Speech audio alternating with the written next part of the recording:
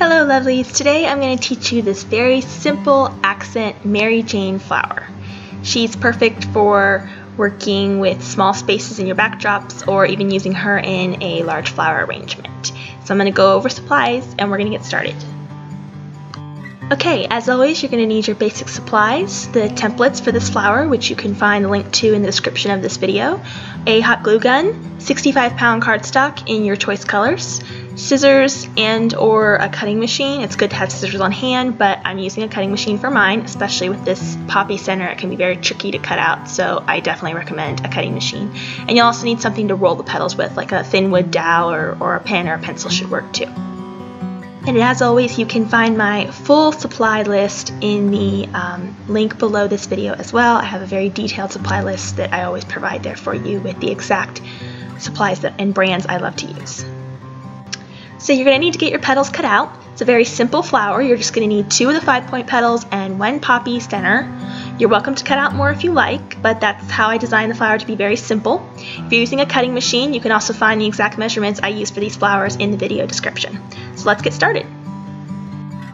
Okay, so the first thing you're going to do is get your petals cut out, and then we're going to use a thin wood dowel or something that's similar in shape to curl each of the petal points around it. This is just going to give our petals some dimension and some depth. This is a very simple flower to make.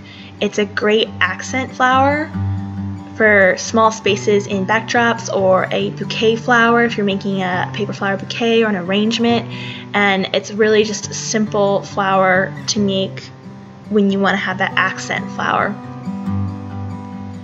There are 2 sizes provided with the templates as well for variation. Once you've curled everything, just gently flatten the petals a little and then kind of fold them and fan them all the same direction. Kind of twist them a little bit. This is going to help the paper want to curl up rather than be flat. Repeat the same thing with the second petal as well. Then open it up and kind of fan it out just a little bit.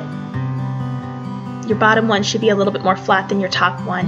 Add some glue to the back side of one of the 2 pieces and then place it on top of the other one. Make sure your petals are alternating so they're not stacked and it looks like it's blooming.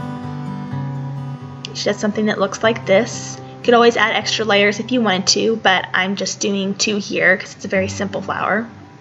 This is my new poppy center design, and I'm just going to kind of fold it up a little bit to give it some dimension. And then I'm going to add some glue to the bottom side of it.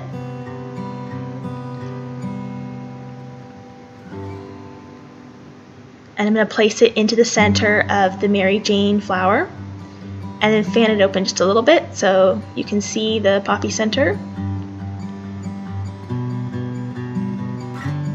And you're all done. That's how easy it is. I hope you enjoyed this new little flower.